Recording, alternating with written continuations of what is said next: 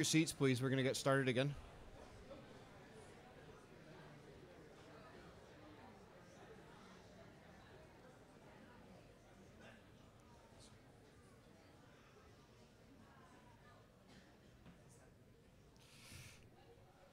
Thanks very much, ladies and gentlemen. We have a very packed program today, so we're going to have to kind of keep moving at a reasonable pace here. So thank you for getting back here promptly. It gives me great pleasure now to introduce our keynote speaker, Miss Lillian Boraks-Mentz. Lillian was incarcerated in the Warsaw Ghetto for 18 months and then hidden in Polish villages for the remainder of the war under a false identity. She is the author of the award-winning book, The Old Brown Suitcase Trilogy, as well as 2 other books of poetry. She has just published an adult novel entitled The Mouth of Truth. Lillian has a master's degree in comparative literature from the University of British Columbia and is an outreach speaker for the Vancouver Holocaust Education Center. As Lillian speaks, you're going to have the unique opportunity to hear an eyewitness account of the Holocaust, and she's going to share her story with us. Following Lillian's account, we're going to have a panel discussion, and at that point, you're going to have the chance to ask her questions or the historian. So please make a note, a mental note, or anything that you have when the time comes to ask the questions. So if you would please join me in welcoming Lillian Boraks-Mentz to the stage.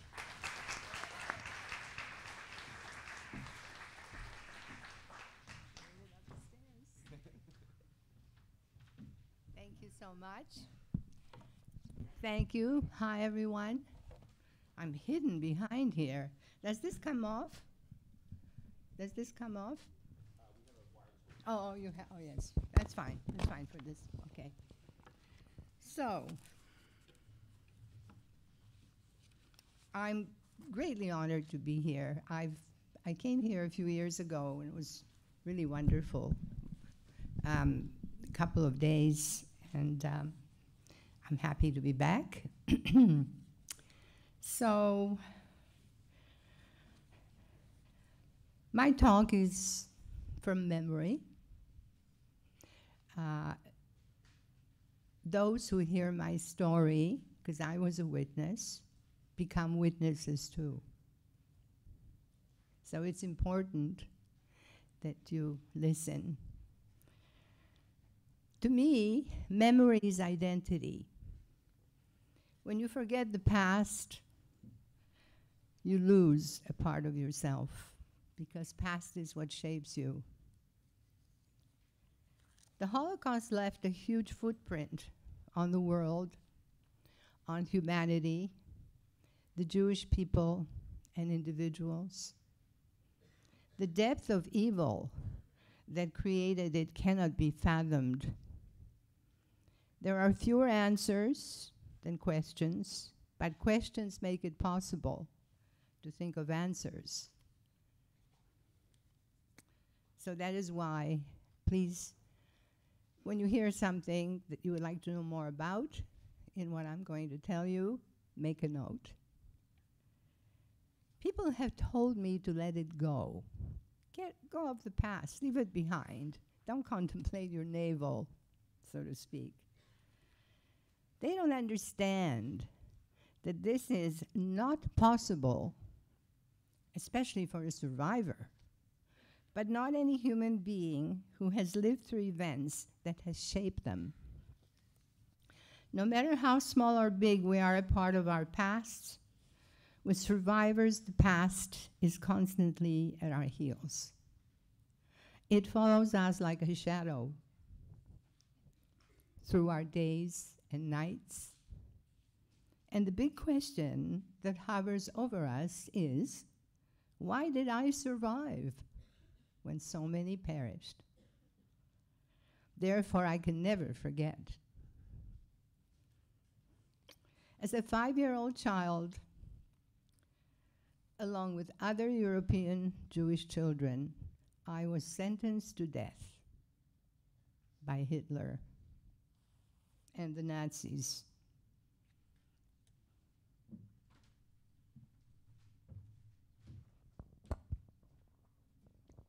Thank you. Hello, hello, can you hear me? Is it on? It started on September 1st, 1939, which was the date of the Blitzkrieg, when Nazis invaded Poland. I was in the country at my grandfather's villa eating breakfast. It was very early in the morning. I was alone because I was a poor eater, so everyone left. No one wanted to hear. I tried to chew my food. And it was a beautiful morning, such a beautiful morning, until I heard a buzz above my head, a roar, I should say, of airplanes in the sky, very low, and I heard explosions and shots, and I didn't know what to do. But then I saw my dad running towards me, and he grabbed me, and together we ran into a ditch. The ditch had seats on either side. It was covered by tree branches for camouflage. Just before we slipped into the ditch, we passed by a tree. There was a carriage there, and inside, a little baby in the bonnet. I don't know what I thought at the time, but the baby was alone. I'll never forget that image. We slipped into the ditch. And as a 5-year-old, it's my photo on the eve of the war, I didn't understand fear that much. Maybe just little things scared me.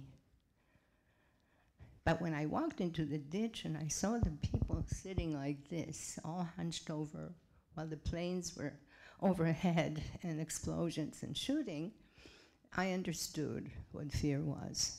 It was all over them, their bodies and their faces. Then, when it was over, a woman dropped into the ditch, literally, with a bundle, and I recognized the bonnet. And she cried, "My baby's dead." That was the day I will never forget. Because on that day, I found out what fear was and what death was. After that, some men went to fight with the Polish army, which was vanquished, of course, by the powerful Nazi machine. And my dad disappeared for a while. Then he returned. My father was a lawyer, and he was a well-known lawyer. Our family was assimilated Jews. We were traditional Jews, but we were not very religious Jews. And my father, he had Christian clients and Jewish clients and was very, very successful. So he returned after that, after the Polish army was destroyed and defeated, I should say. And we all went back to Warsaw. Warsaw, where I lived, where I was born. We walked into our condo, which we had a big, beautiful one, and it was destroyed. Everything in it was crushed, broken, and stolen. And I went into my room,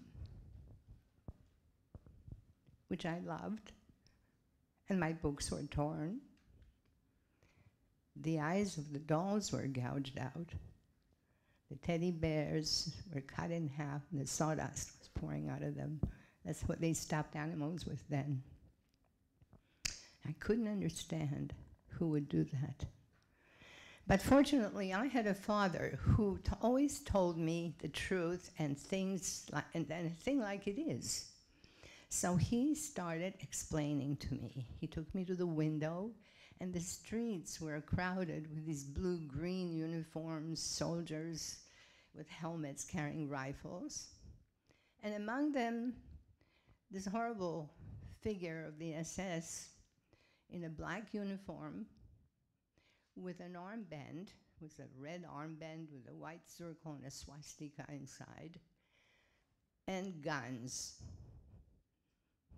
And they caught Jews who were at that time already identified by a white band with the blue Star of David, unlike in other countries where they use the yellow star. When they identified them, they did things to them. I saw an old man being told by this SS man to kiss his boots and to dance, and then I saw them hang up a young boy on a tree branch. They took off his pants and exposed the circumcision. And people stood around and laughed. This is probably one of the incredible, horrible elements of racism. My parents brought some order into our apartment until 1940, November. But just before that, I must tell you, I went for walks with my father, who explained to me things as they were happening.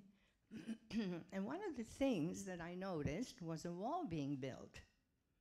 And I asked my dad, what was this wall? And he told me that it was being built until it's 10 feet tall or so. Excuse me, I have a bit of a cold. And then when it's finished,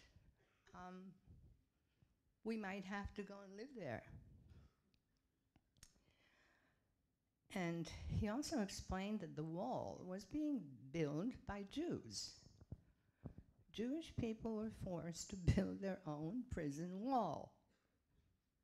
And they were made to pay for the materials that went into it. The wall was made of brick, with shards of glass into the mortar and barbed wire all around to make it difficult to escape. And one day, it was 10 feet tall, finished. Then we saw a great big car going through the Warsaw streets, and an announcement through a bullhorn or whatever, that all Jews must go and live in the ghetto. That was the Warsaw Ghetto. A small area, which eventually housed 480,000 people approximately. Not at first, but steadily they multiplied from around Warsaw as well. So we gathered whatever belongings we could, and we formed a line with the rest, a very sad line indeed. And we got to the checkpoint. There were few of them in the ghetto wall. They were guarded by German police, by German soldiers, and Polish police. My mother, there was my mother, myself, and my father. I had a little sister who had just been born in 1938. My mother was holding her. And as we approached the checkpoint, the gendarme yelled, "Schnell, schnell, schnell," and then my mother dropped something, and he hit her on the back with the butt of the gun. So she just picked up what she dropped and went on. We were given a room. Our beautiful condo was gone. We were given one room for the four of us. My father explained to me that when the Gestapo came into Warsaw, and probably other cities, well, they did, they made lists of prominent businessmen, professionals, maybe not so prominent, whatever. But teachers were Jewish teachers were not allowed to teach. Doctors were let go from hospitals. Children, Jewish children, were at first made to sit in the back of classes and then disappeared altogether. And my father, being a lawyer, was barred from practicing law. What this amounts to is that we lost our human rights. Very difficult thing to understand and hear in this country. We lost our human rights. Rights to education, rights to a livelihood, and so on. So here we are in the ghetto, in this room, 4 of us. 25 people lived in that apartment. It was probably a 2-bedroom apartment. And every room served as a room for the family. So there were beds and tables and what have you, and sheets were being hung around the beds for privacy. There was a terrible smell. There was a broken toilet, a broken stove. It's hard to imagine what it was like. But I remember the dreary and shabby places everywhere, the street, the everything. I cannot imagine anything but darkness of those times, and that is how it's been. That's how it recorded in my mind. The images that recorded in my mind are all dark, and it's not easy to get rid of them. We had rations, 184 calories per person. We didn't see any normal food, really. I don't remember eating, except one day my father managed to get some bread and sugar. And my mother gave me a piece of bread with sugar on it, and it was the greatest delicacy I had tasted then in those times. But it was almost, I felt ashamed that I had that, because other children did not. Children were dying of starvation. They were lined up on the streets begging, their parents already dead. In the wall, at the very bottom, young boys would pull out bricks, young skinny boys. They would crawl under to get the food from kind Christians who maybe threw them a loaf of bread or a sack of potatoes. The trouble was that once they returned, they were caught and punished. Some got away with it, but not too many. Black market was big. They were trading things in the cemetery. They were doing, they were trying to get food in. If it wasn't for the black market, more people would have starved. So then, 1942, deportations began. And this is how the Nazis decided to get rid of the Jews. Herd them into the ghettos, raid parts of the ghettos, and liquidate them. Get the people who came out of those parts into a lineup on the street to a place called Umschlagplatz, which means a gathering place, something like that, German. This Umschlagplatz was right next to a train station, outside of which were cattle cars all ready to be packed with Jewish cargo and sent to Treblinka death camp. At that time, a lot of people didn't know where they were going. They thought they were going for work in the East. They were hopeful. Jewish people, on the whole, have a lot of hope and faith. And that's maybe why they've survived throughout all the centuries. Well, we were always ready.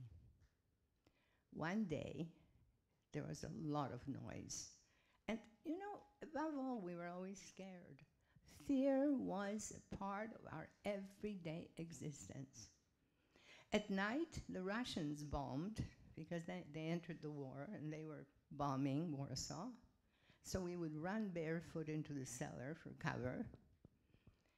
And daytime, there was danger everywhere. And there was typhus.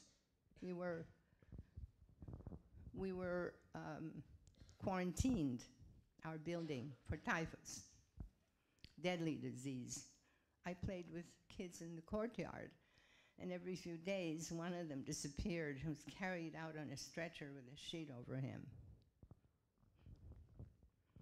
Anyway, one day, we are all ready with our little suitcases and whatever we could take with us, and there was this noise and this, boots and all kinds of chaos. Running up the stairs, our door burst open, and a red-faced gendarme yells, "Raus, Juden!" Or Juden raus. I don't know which order it came in. And we got out. We went to the courtyard, where there was a table with an officer who was checking our what was known as the Ausweis, which was the identification paper. Some people at that time had permits for work because Germans had shops in Warsaw, outside of Warsaw, inside of Warsaw. There was Tobin's and Schultz inside, outside of the ghetto, inside of the ghetto. And some people who got permits to work in those shops were exempt for a time from deportation. And my mother, I think my father was trying to get this, but he didn't get it yet. So when we approached the table and our Ausweises were checked, the German yelled for us to go outside on the street and join the throng, which of course was on the way to Umschlagplatz. So we went. We started walking, and I'm clutching my mother's arm. She's holding my sister. Don't know where my father was at the moment, but I remember crying, "Mom, you won't leave me." And she said, "No, of course I won't leave you." And I was one of many, many children who went through this.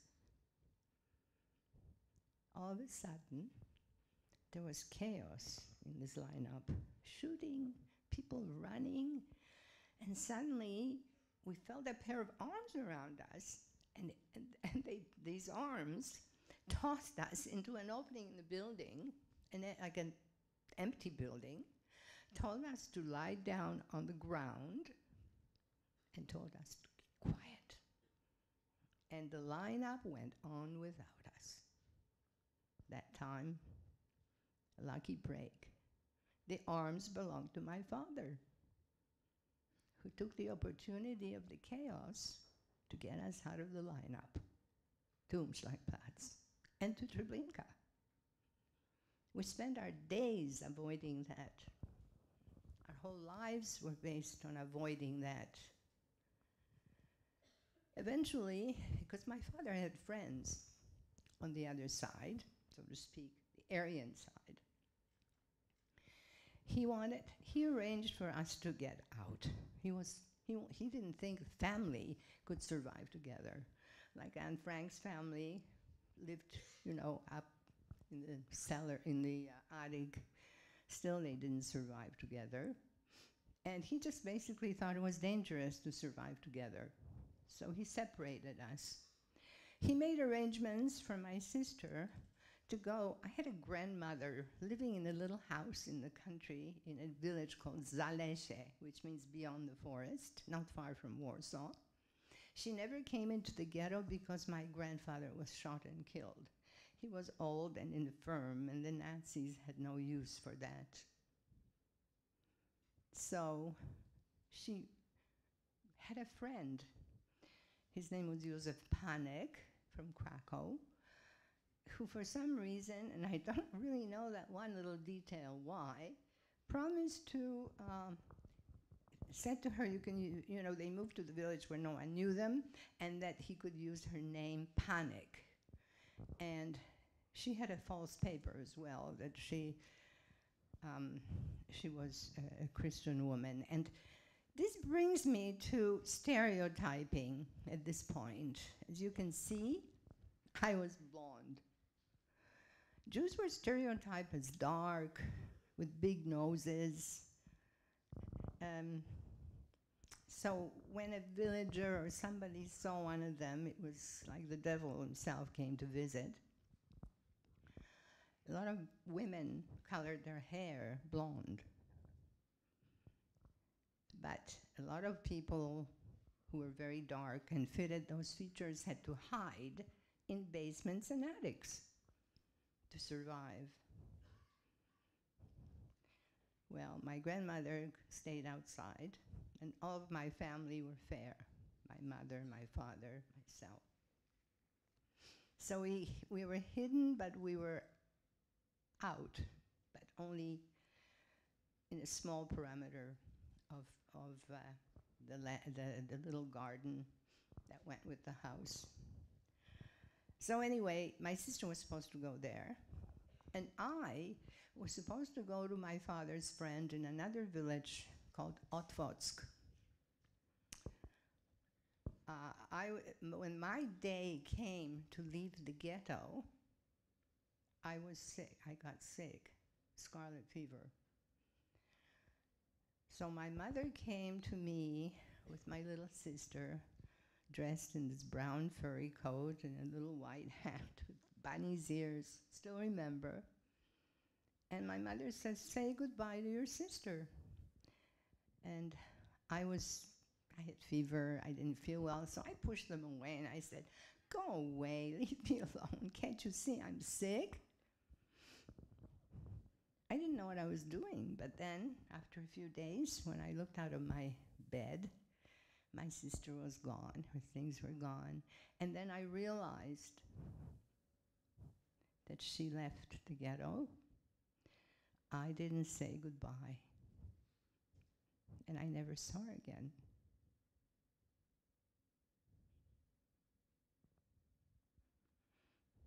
Then it was my turn. Of course, we changed places. My father woke me up one morning, and we walked down a dreary, cold street with my little suitcase, stopped at a building where we went in, and he said, "We have to wait." A Jewish policeman came. At that time, of course, in the ghettos, there were little Jewish governing bodies called Judenrats.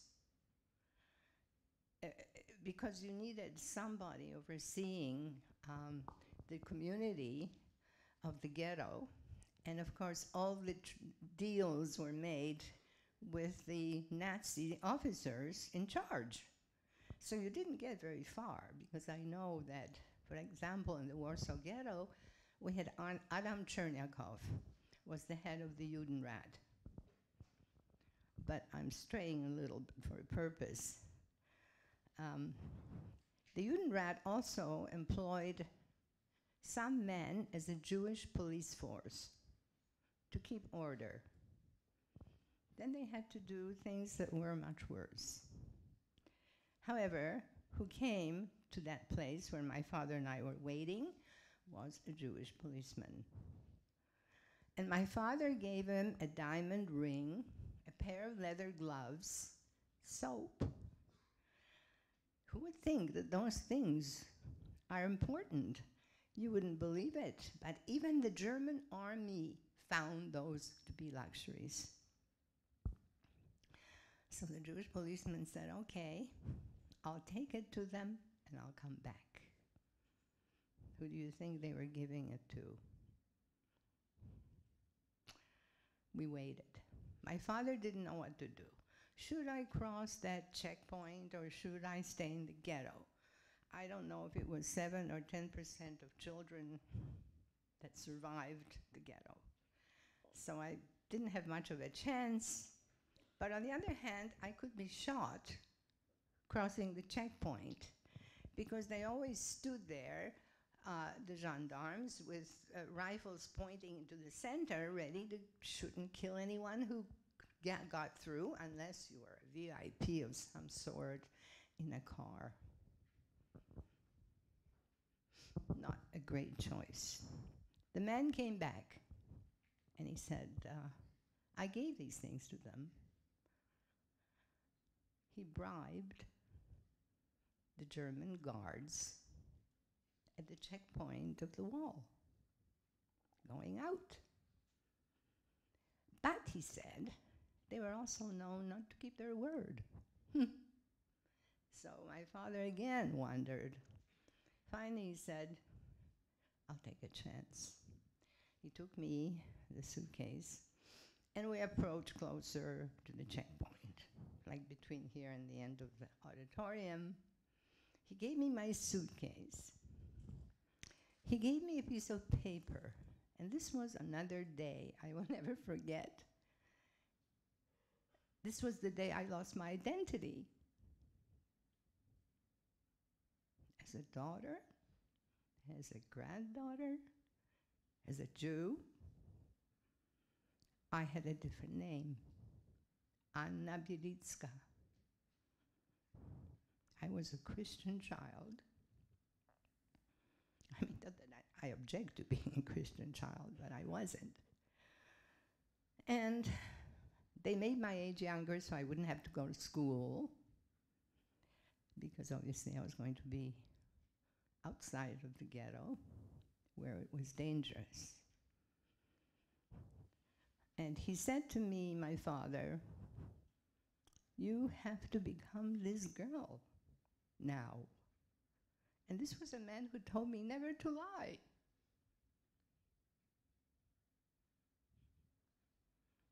And he put it in my pocket. And he said, now, walk through there and don't look back. And I didn't know he wasn't coming with me. So I reluctantly let go of his hand.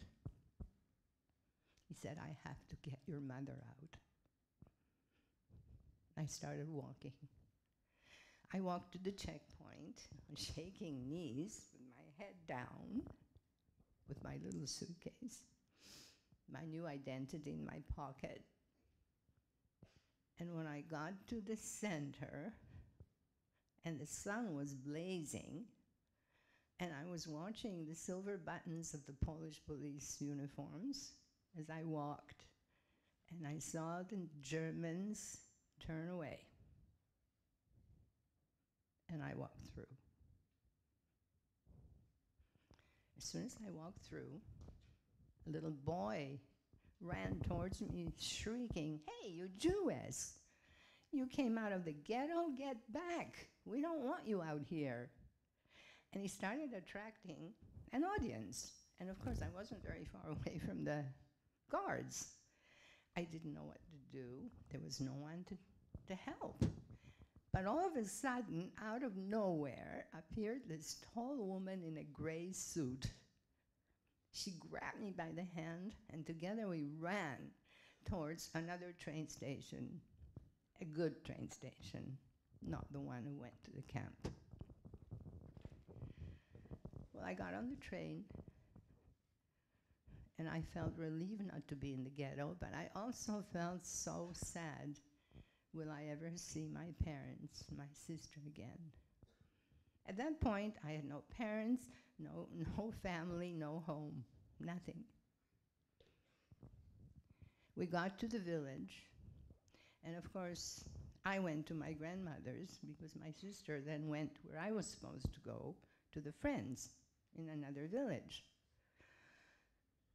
She stood by the window like this because already my other identity began.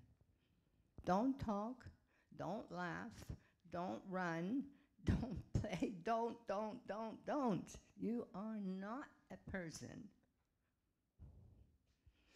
I walked in there, and this man, who,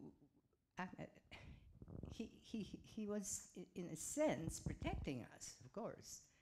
And nobody knew anything, but then here I am, a strange addition.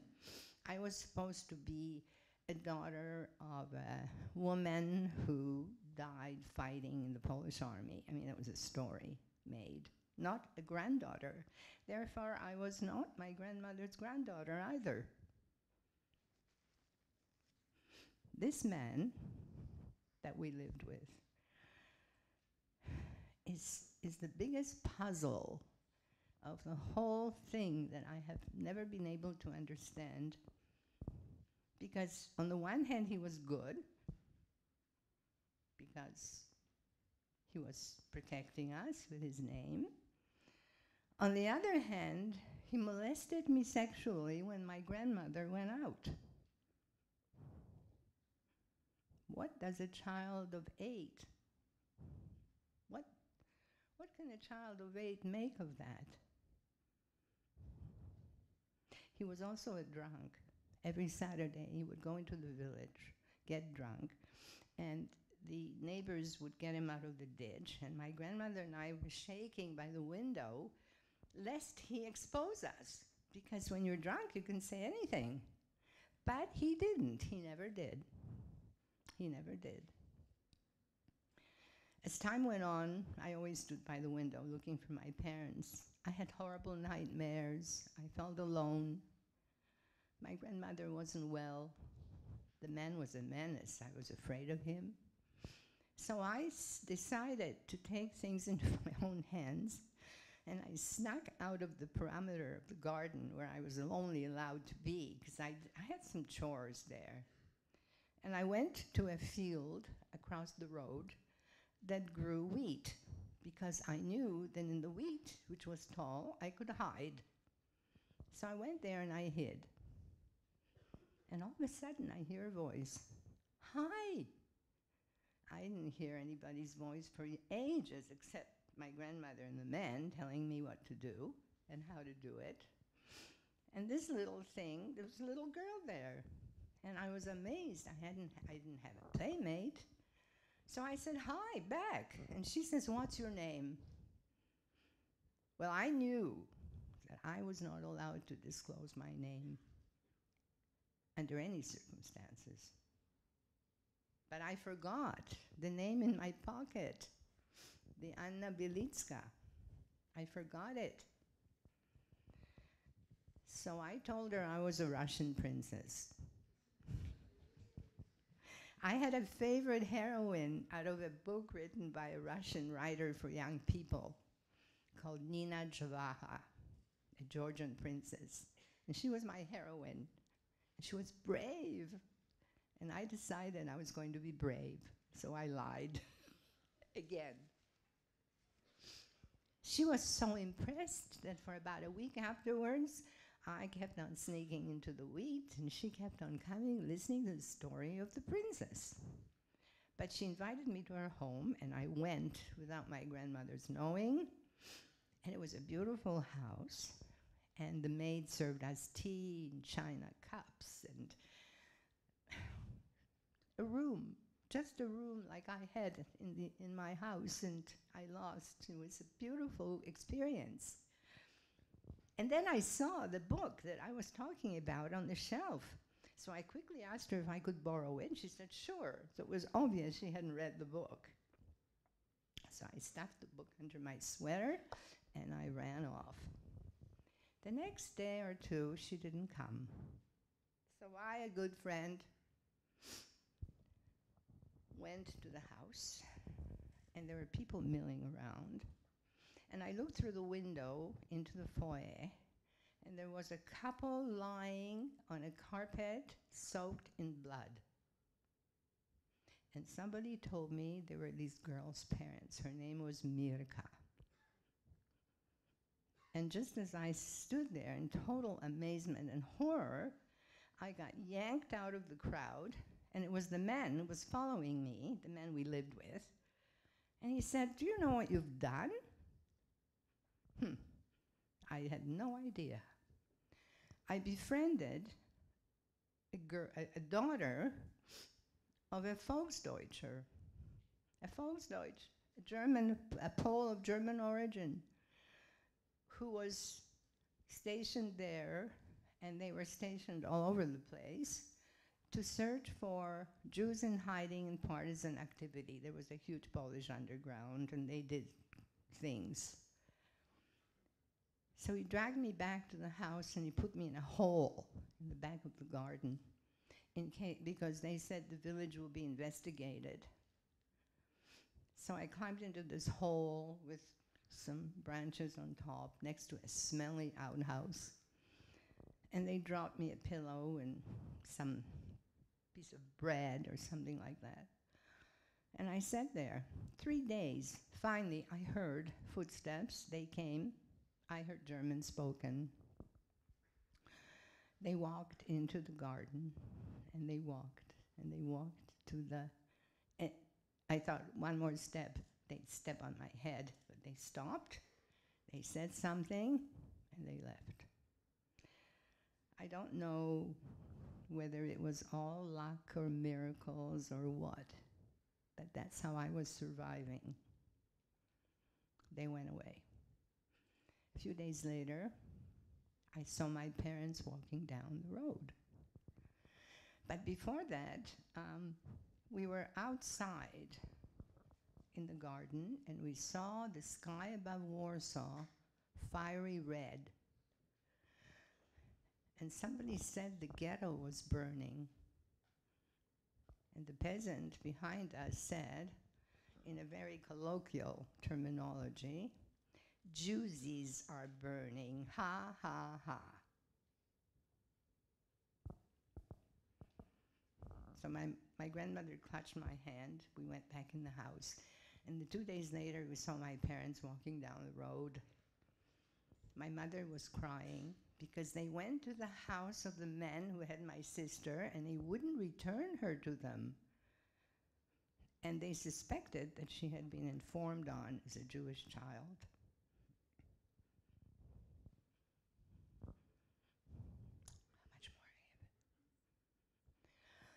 I have? They went back a few times, and this man was a very good friend of my father's before the war. Christian man. They were buddies from school. And he just pushed my father out the door. He said, "Don't come here anymore. It's dangerous." And they were devastated. They couldn't get their child back. And I was of the opinion that she was alive somewhere. And this thought stayed with me until I became an adult and swore I would go to Poland to find my sister, because I never knew what really happened to her. So after that, my parents, it must have been 44, probably the fall of 44, they found a place in another village where a very kind man lived with his niece, and he simply believed them who they were with their false identification papers, which did not match mine. So when I went to live with them, I had to call them aunt and uncle, at which point I stopped talking because it was so, I was afraid to say mom and dad. So I just stopped talking. And my father became a woodsman, and a tree fell on him. Of course, he was not really a woodsman. And my mother became a housekeeper to keep house. And then this little niece was a real mean little girl. She also had a room with dolls and books and things, but she would never invite me in. I was sort of the inferior little girl who didn't deserve these things. And we started hearing sounds, cannons booming from the east. There were Russians advancing. By that time, my mother was pregnant, and she was pretty big, and we had nothing to eat. But the Russians liberated Warsaw first, so my father went on foot to Warsaw to find something, somewhere to live, whatever. Germans were rushing away in their trucks, taking all the food, whatever was available with them. And Mother and I, and this was February 45, and we were just lying there listless. We had nothing to eat. So she lay like this, and I was somewhere else, and the room was cold. And I went and picked up some crumbs off the table that were left to give to her. And then we heard a lot of noise. The door opened, and a tall Russian guy with a hat with ears, and he was laughing, and he said something in Russian. Hey, krasavitsa, beautiful, you know, I know Russian, but I understood. And he picked me up and he whirled me around, and he gave some food to my mother, and she cooked for the army. She cooked a meal. And this little girl, I saw her, and I said, hey, I'm Jewish. She started crying and ran to her mother. So my mother said, could you have waited another few minutes? We would have been gone. Anyway, we left, went to Warsaw, didn't know where my father was. But we went to our old place where we used to live before the war. And we sat in the courtyard on our suitcases, and he came and found us there. I think I'll stop right here now.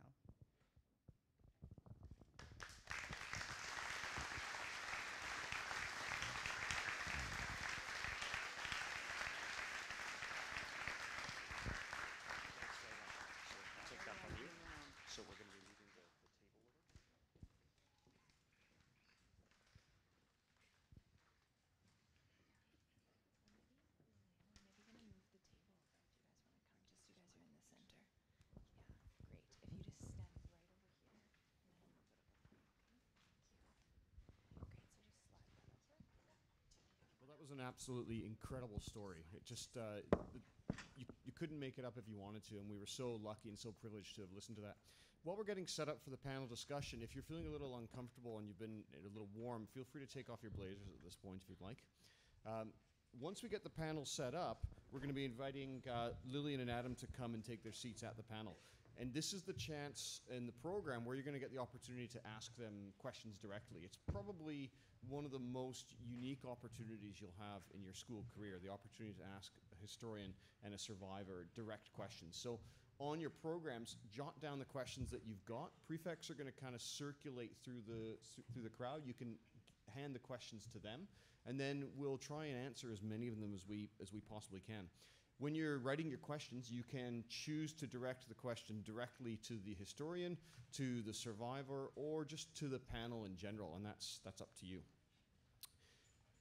It is a pretty difficult thing to ask the first question, so it's a privilege for me to invite Kathy Paperny, the Symposium coordinator at the Vancouver Holocaust Education Centre, to come forward, and she's going to moderate the discussion. So please welcome Kathy to the stage.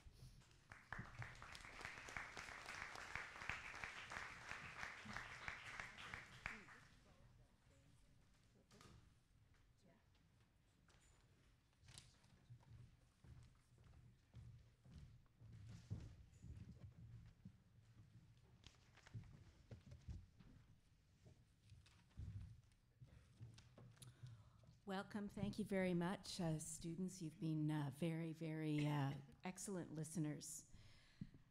So we've got some questions that we had already got some of these from the students beforehand, and I think it's time to start asking some of these questions.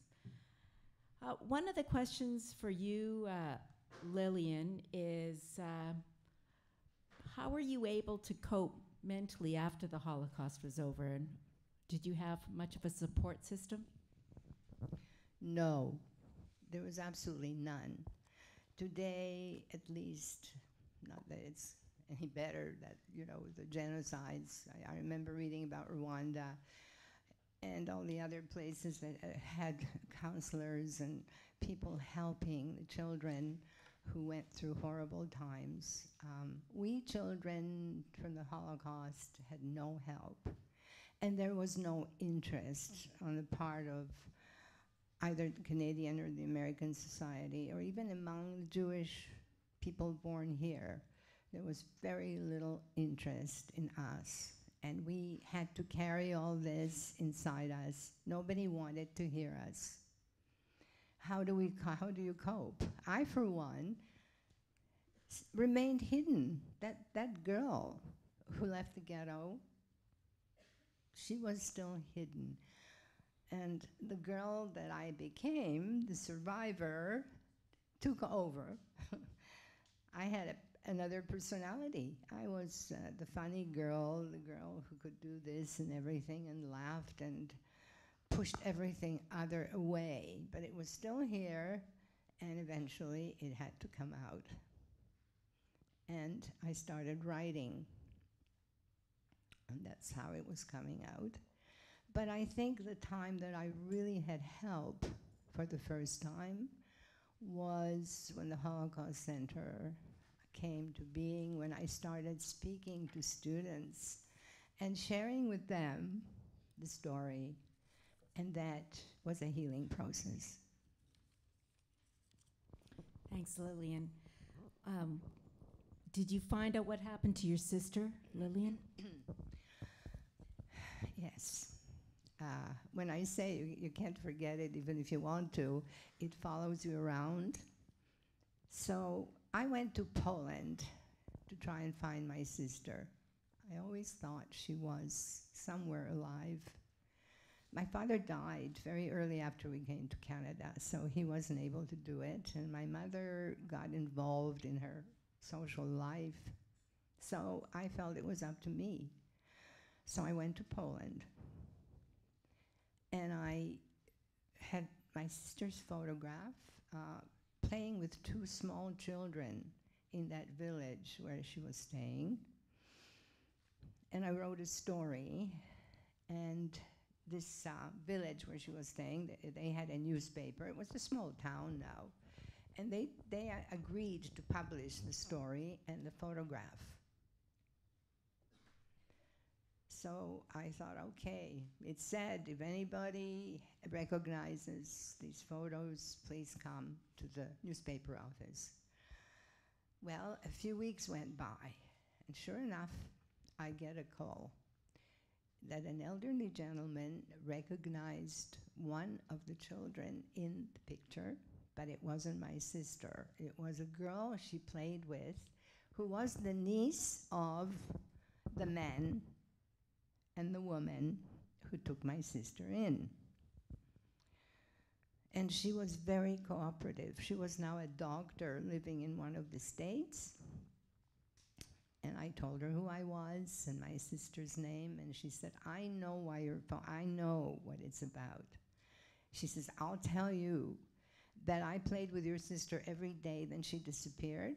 And my mother, who was the sister of the man, said, oh, well, she went away. But when the girl grew older, then the mother told her the story that someone had informed on my sister because she was a Jewish child and went to the Gestapo. The next day, the Gestapo came, surrounded the village, the villa, rather, arrested the couple and my sister, and took them to the Gestapo headquarters.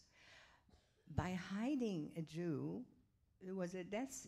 From hiding a Jew, you could be killed. I mean, it was a death sentence to hide a Jew. So it was a very bad situation. When they got to the headquarters, the officer there told a Polish policeman to shoot my sister. Children's lives, especially Jewish children's lives, were very cheap. And but the Polish policeman didn't want to do it. He argued and he argued and he argued, and eventually the officer put a gun to his head and he said, it's you or her, your family.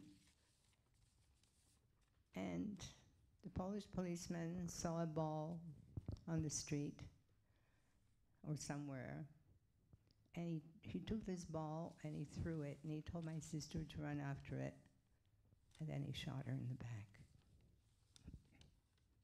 See, there are 4 types of people that I observed. There were those who out of the goodness of their heart, saved Jews. There were those who did it for money, which was the second best. They were those who informed on Jews.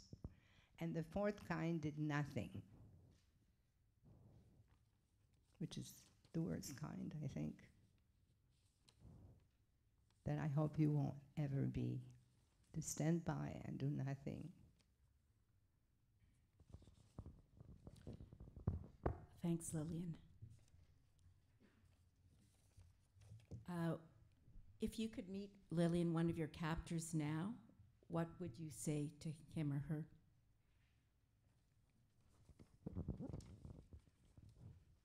I think I'd be lost for words.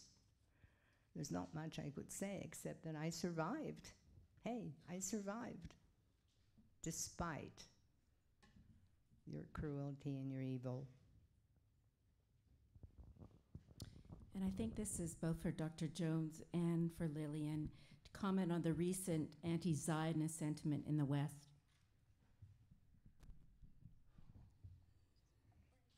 Do you want to say something first? Well, you're probably better than it. I just want to say one word. Anti-Zionism is just another word for anti-Semitism. And you can correct me if I'm wrong. I don't believe in it. I think it's a cover. It's a lie. It's a twisted, blasted lie. And there's no reason for it.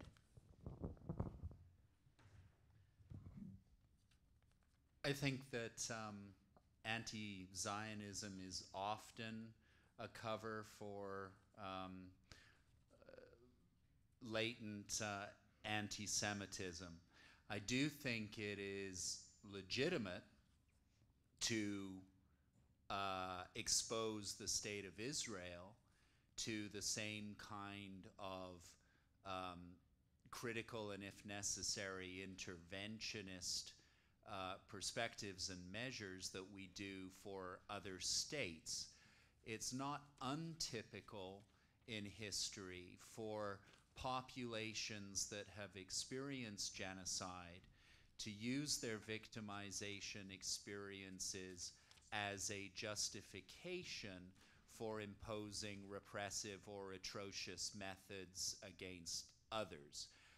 One can think, for example, of the cases of the former Yugoslavia, Serb populations who were genocided by the Croatian puppet state that was established by the Nazis during the Second World War, and then hark back to the period of their own victimization as an explanation and justification for the measures that they are taking against their former tormentors.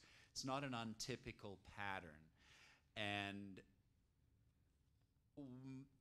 this is maybe a little bit stepping into a minefield, but we need to bear in mind that being a victim of genocide in and of itself doesn't make you a good or a righteous person. It doesn't make you less likely necessarily to behave in a responsible or compassionate way towards others. So we need to be very attentive to the ways that past victimization or the threat of future victimization can be used as a justification for negative and destructive and repressive measures. That is not to overlook the fact that the phenomenon of anti-Semitism is virtually a constant of European and Western history. We see it very much alive and well in the Arab world and the broader Muslim world today, and very often criticisms of the legitimacy of the state of Israel underneath are criticisms or stereotypes and victimization motifs directed against the Jewish people. But histories of past oppression and past violence should never be used as justification for inflicting measures of a similar type or of a, broadly on the continuum of abusive and atrocious behavior. And we do also see that pattern, distressingly, quite common in the history of genocide. I don't, and I'm sorry, I don't believe that the murder of 6 million Jews, 1.5 million children is being used to perpetrate horrors on other people. This is absolutely not true. Israel has always had a problem defending itself because it was always being badgered by its neighbors. But don't use the Holocaust as a means for that. That is unfair, untrue, and very hurtful to survivors. Lillian, can you tell us what your first reaction was when you were liberated? Well, the first reaction was probably I was overwhelmed. And it was hard for me to understand that at last I was free. And yet, can you believe that liberation for survivors was not liberation? Because we had to live with what we experienced. What are we going to do with it? And the world was not understanding. So our process of healing, if you can call it that, would begin much later on. And we didn't feel liberated because we lost so much. We had nothing. When Jews walked out of their businesses and homes, other people appropriated them. So we had nothing left.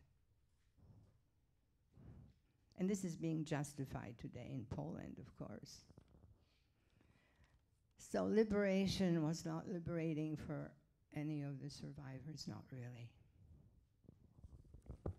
Dr. Jones, how do we as the upcoming generation apply the mindset of rescuers during the genocides to further prevent these tragedies from occurring? That, I hope, will be very much the subject of the breakout sessions, and I would not like to anticipate the kind of feedback that we'll get from some of you. I'd more or less be interested in just keeping that question on the table as one that we ask today and that we also ask of ourselves every day and in the future. What can we do to help to promote those values as individuals within our own social circles, as citizens of particular countries, and members of particular societies, and as global citizens, as cosmopolitan citizens who have a recognition that our destinies as human beings are going to be very much intertwined and interdependent in the era that's upon us. I think it's useful perhaps to analyze the possibilities on those three different levels. There are certain different kind of questions and challenges that arise if you're talking about how a nation state can be organized as a polity to not promote genocidal victimization or any other form of persecution and victimization against its members, and to be a contributor to international and global solutions. I think that there's also very important and more intimate questions to be asked about how we approach others as individuals, how we raise our children, and how at the most grassroots level we live every day in a way that is reflective of those values of tolerance and compassion rather than contributing to their opposite. I was really interested by something Lillian said about that you'd noticed 4 different kinds of individuals, and the one category that you felt was most offensive and concerning to you was the category of the bystander. And I didn't really get into that in my own talk, but that is also the easiest category to fall into, isn't it? Because it requires of you that you do nothing, simply that you stand aside and I'm not responsible, I'm not the one killing those people. I don't care about them. Indeed, indeed. And there is a very subtle but very pervasive attitude of marginalization, of exclusion, of devaluation that is implicit, I think, in the bystander's mindset. And people become bystanders also out of fear. The fear that if they become involved, they will be sticking their head up and have a chance of getting it cut off.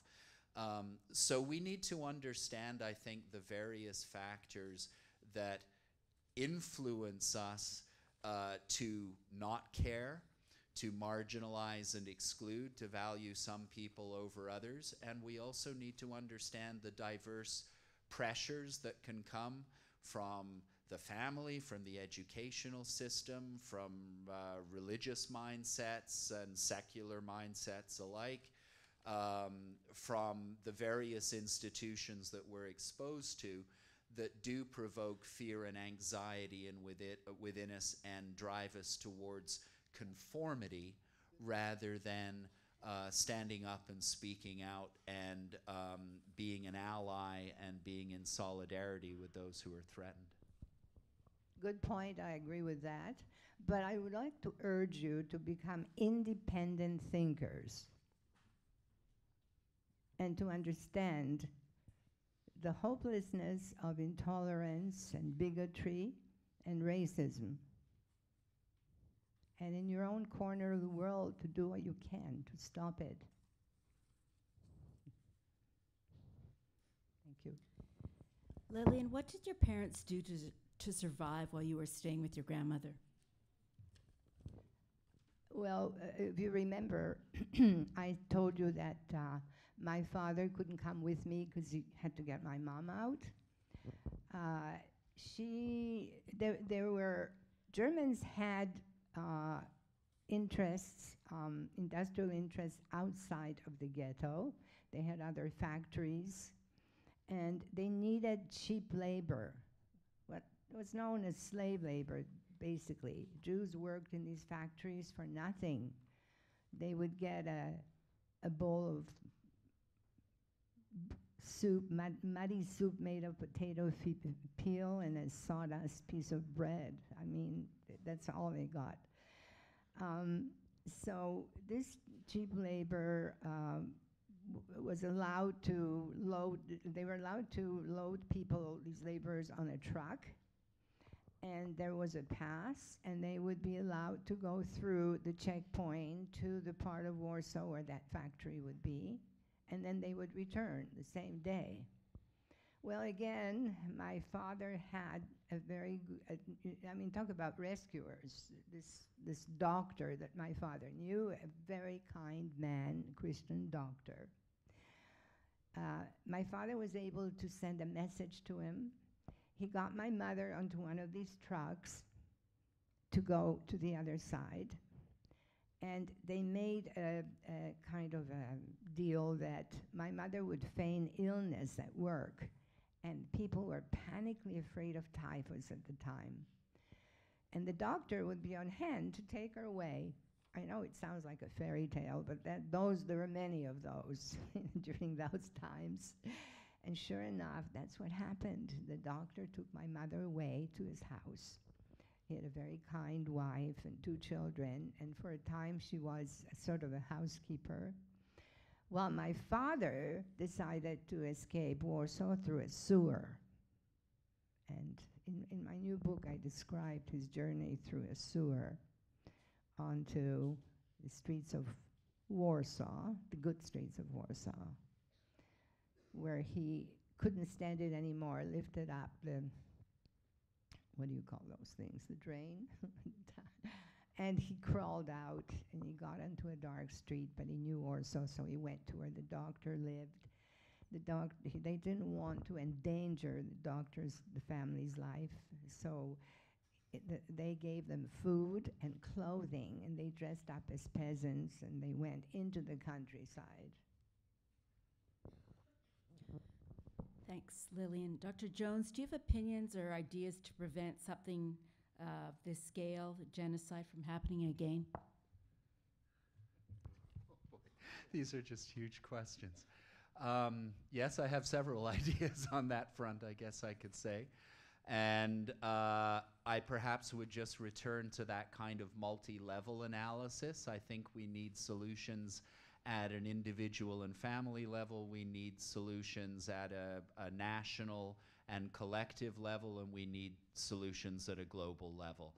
I've suggested that we need to cultivate an understanding of ourselves as a species and the kind of negative and positive capacities that all of us possess, and ask ourselves what we can do to emphasize the constructive and to de-emphasize the destructive. We are not going to banish the dark side of the human psyche. If that happens, it will be a thousands of years long process. So the question is, how can we understand it? How can we monitor it? And how can we ensure that we don't live our lives or guide our families or participate in societies, in our societies, in a way that reflects the darker side of human nature and the propensity of human beings for violence and atrocity, but the equally realistic and equally part of the human identity, values of solidarity and compassion. I think in terms of the global dimension of this, or the international dimension of this, we still have in international affairs a dominant kind of guiding norm, which is the norm of state sovereignty. It is the norm that Raphael Lemkin was frustrated by in the 1920s, and it still organizes our world, even our highly globalized world today.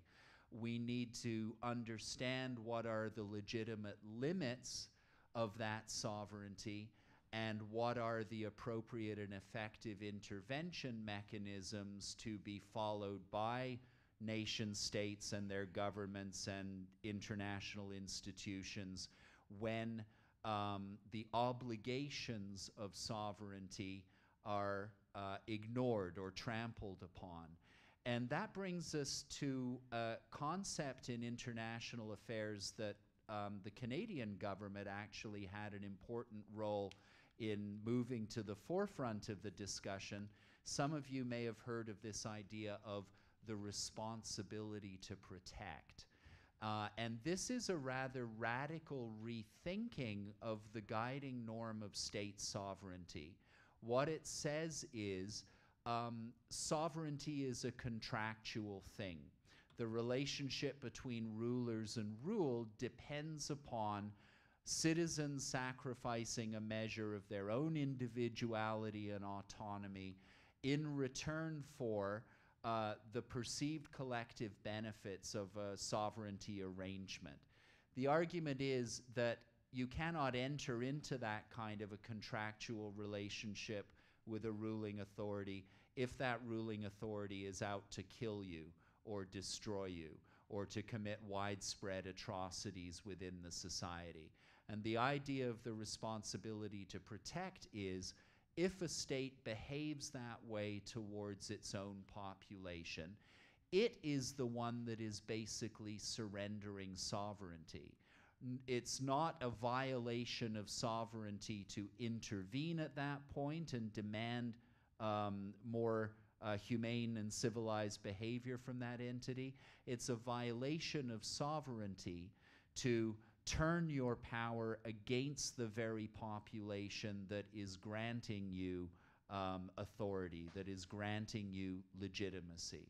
And I think rethinking that notion of sovereignty and developing a wide range of interventionist strategies that can range from shaming and denunciation, which is more powerful than you might think, to sanctions of various kinds, and up to and including, at the most extreme level of response, a willingness to actually physically be present and to suppress and stop mass atrocity outbreaks. Those, I think, would be some of the questions and solutions that we should look at for the more national and international sphere of these prevention efforts. Thank you. Lillian, did you ever feel like giving up on your religion? I never gave up on it because I never had any instruction in it. As I told you, my home, we were an assimilated family. I didn't have any indoctrination. I was too young anyway. And my first understanding of what it meant to be a Jew was in the Warsaw Ghetto, and that was not a very good start. I saw horrors, and I decided I didn't want to be a Jew because I was persecuted for it. I was bad. A young child doesn't have the same mechanics to deal with things like that as an adult does, especially an adult who has had some indoctrination. Therefore, I lived for a number of years afterwards, sort of not being anything in particular, until I got older and found a Jewish community in Vancouver, and then I started understanding what Judaism meant, and that you can never negate that who you are. You must be who you are. And I'm very much for identity, and this is important to me, so I have now embraced it, my Jewish faith, but also in a traditional manner rather than super religious. Lillian, as someone who has had so many friends die and who has seen so many friends in the past face terrible things happen, how do you deal with survivor's guilt? Oh, that is an incredible thing. As I said to you in the beginning, I've always wondered, why did I survive when so many died? And most survivors feel that way. There is a guilt, especially when your sister goes to one place and you know where you're supposed to go, and she doesn't make it, and then and you do, and the families break up. It's very difficult, and I think it's the guilt. The guilt makes you want to find some justification for your survival. And what I do is try to impart my experience to others. That is the way I deal with my guilt, is making you witnesses to my story so that you can understand that for me, your generation gives me hope for a better world. Thank you. And probably for the last question, probably for both of you, what makes the Holocaust so infamous compared to other genocides? Well, this gets us back to the uniqueness versus comparability debate. I think that there are unique elements of the Holocaust against the Jews, and probably one thing that most scholars would focus upon would be the institution of the death camp. This was a new institution in human affairs, that you would basically have a factory that was designed to produce corpses, human corpses. The industrialized and highly bureaucratized nature of that killing enterprise was certainly unprecedented at the time, and I think has not been repeated since that time. I think part of what gives it a particular prominence in the contemporary landscape is the extraordinary scale and severity of the genocide, but also the fact that it did play into this immediate post-war moment of never again, what can we do about this? The Holocaust really becomes the kind of anchoring event for a whole range of human rights instruments after the Second World War, including the Genocide Convention. And it also becomes the anchoring for scholarly investigations, memoirs, and a literature around the genocide. You don't really get that extensive a scholarly and memoir record and organizational and institutional projects built around a particular genocide unless you have the resources to do that. And where you have a generally highly self-aware community around the world that considers these events to be central to their understanding of their own destiny as a people, their own experience as a people. I think Jews have done this very successfully around the Jewish Holocaust. I think the Armenian diaspora has been relatively successful in memorializing and bringing to the forefront the Armenian genocide. This can include things like sponsoring academic chairs, for example, that are focused upon research into these genocides.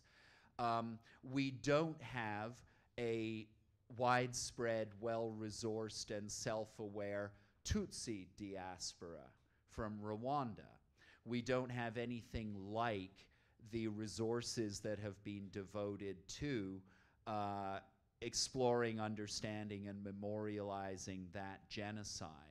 And so, to some extent, I think that the prominence of certain genocides over others can be related to the particular scale and severity of the genocide in question, but can also reflect a relative influence and resource base versus lack of influence and lack of resource base that makes it more familiar and acceptable for certain genocides to be foregrounded and makes other genocides fall off completely from the historical record.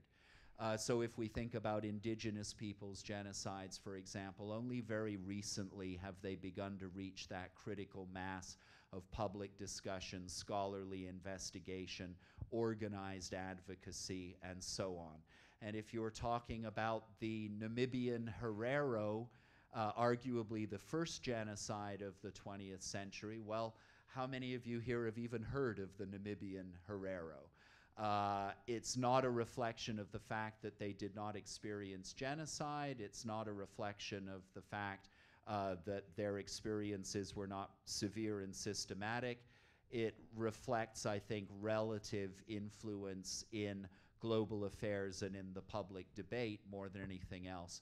So a big part of genocide scholarship, I think, has been going back to some of the rarely visited historical corners of the record and trying to elucidate and to some extent validate the experiences of those targeted communities that generally have not achieved that kind of prominence or foregrounding in the discussion of genocide in human history and around the world today. Thank you, Dr. Jones. That concludes our question and answer period. Thank you very much, students. Thank you, Dr. Jones and Lillian Boraks-Mentz.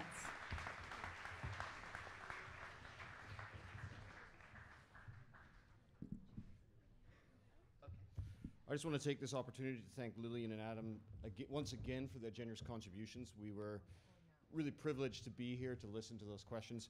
I'd also like to ask Lillian and Adam to please remain on the stage. And at this point, I'd like to invite Alex Nelson, our residential school survivor, and Professor Shalata Shalia to the stage as well for the candlelighting tribute. We will conclude the morning program with a candlelighting tribute. And I'd also now at this point like to invite Naya Miranda, the deputy head of school, to please come to the podium, and she will read us the candlelighting tribute.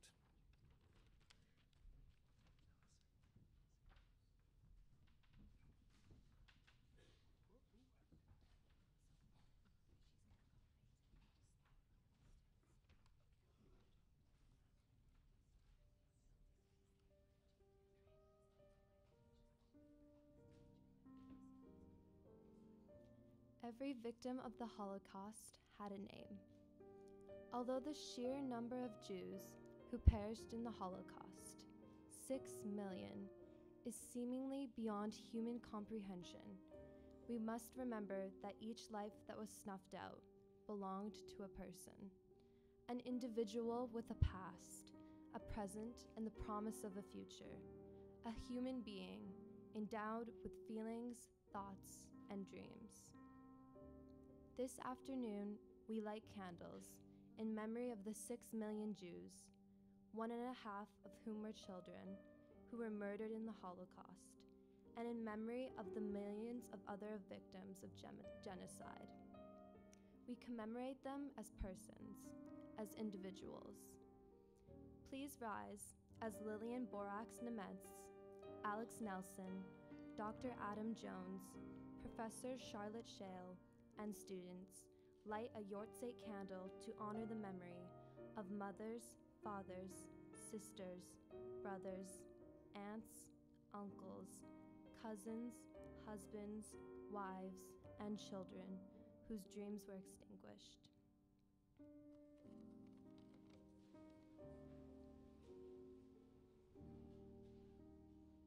Lillian Boraks-Mentz, a child survivor from the Warsaw Ghetto. Accompanied by Victoria Romano.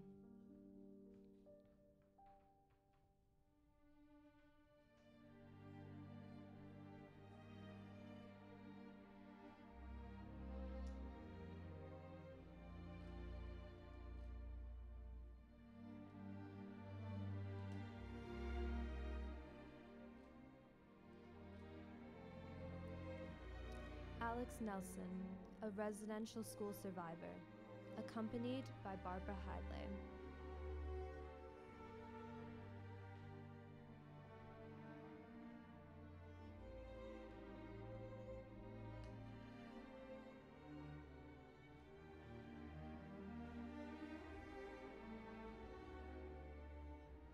In memory of all the victims of genocide, Dr. Adam Jones, accompanied by James Petropoulos.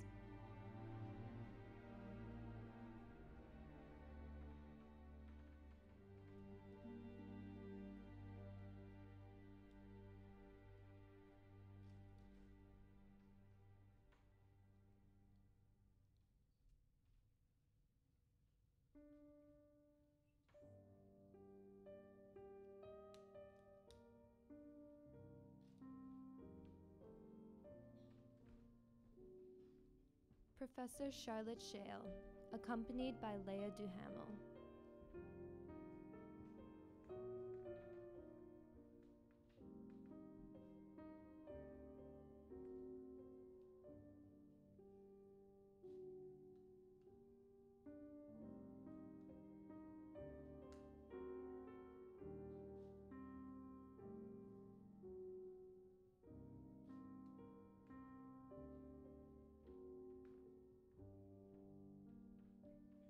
Alexis Welsh.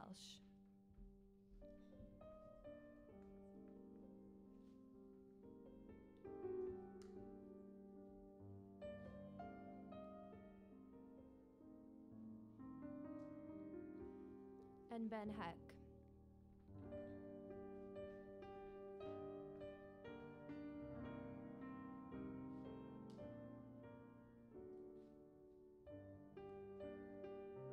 Please remain standing for a moment of silence.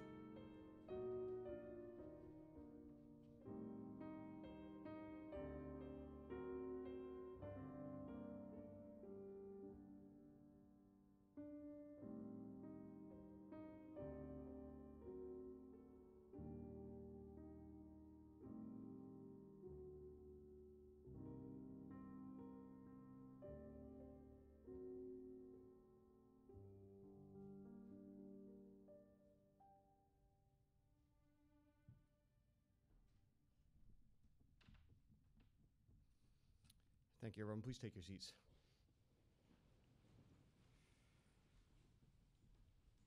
Thank you to Naya, the speakers, and the students, and I'd also like us all to take one more moment to recognize the incredible contributions today of Lillian, a Holocaust survivor, for sharing her amazing story with us.